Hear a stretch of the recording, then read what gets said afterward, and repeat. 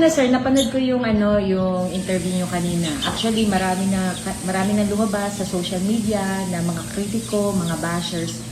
Unang-una dito yung sinasabi na yung binanggit niyo na basta sinabi ni Digong, susunod ako. Ang comment nila doon, sabihin walang galang na po, para ka daw tuta, sunod-sunuran ka lang pala.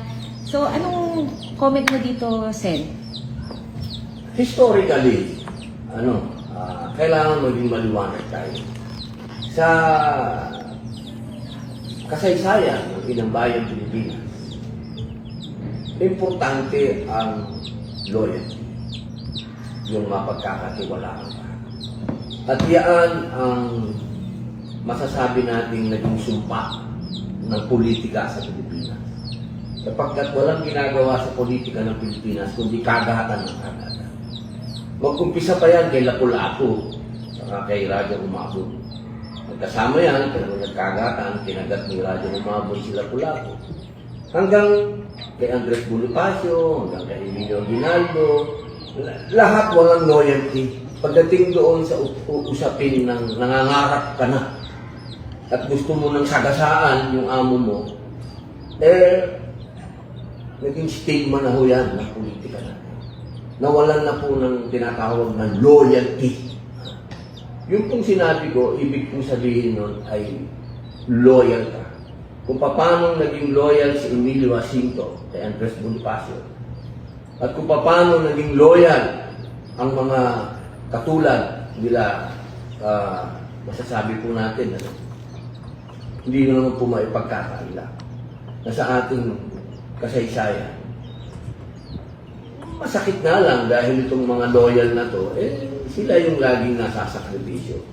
Pero hindi po dapat tayo matakot kung masakripisyo tayo dahil loyal ka. Dahil ito ang isang katangian po na kahit po sa mga tinatawag nating siguro isa yan sa pamantayan ng Philippine Military Academy, loyalty. Kasama po kasi yan hindi pwedeng mawala yan. Ang tinatanong natin, kanino ka ba loyal? Diba? Kung loyal ka sa isang pinuno na wala namang naitanim sa bansa natin, medyo may problema. Pero kung ang loyalty mo doon sa isang pinuno na nagkaroon ng 90 plus na approval rating at trust rating at kinilala sa buong daigdig, hindi lamang kinilala ng basta sino, kinilala ni Presidente Trump, kinilala ni Presidente Putin, kinilala ni Xi Jinping.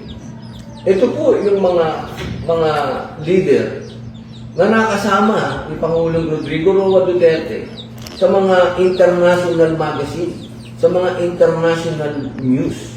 At alam naman po natin na yung brand na kapag sinabi mong Duterte, hindi po ito tao. Ito ideology. Pag sinabi po natin ideology, ito po yung tao na meron talagang pagbabago na dinala sa bansa natin at naramdaman natin lahat. Nung nakaraan po na eleksyon, sa mga taga-gobyerno na po na bumoto, isipin ninyo, solid ang bumoto sa Duterte. Ngayaan po ay isang bagay na dapat natin pag-isipan lahat. Bakit yung mga taga-gobyerno loyal hanggang ngayon kay Pangulong Rodrigo Roa Duterte? Di na po ako nagsabi niya. Ngayon, kung tatanungin niyo po ako, kung hanggang saan ba yung loyalty na yun, hindi ko isasakripisyo kung anong interest ng bayan. Siyempre, ako po ang loyalty ko nandun sa leader ko. Pero ako yung mag-take ng oath sa bayan. Iba po yun. Magkaiba po yan. Tatandaan po ninyo. Ang loyalty natin kapag ikay public servant na, sa publiko naman yun. Hindi mo po pwede na halimbawa, mali na yung leader mo, sasama ka pa. Hindi po. Sa ngayon po, wala akong nakitang mali ni Duterte. Botol, Abi, Vlog!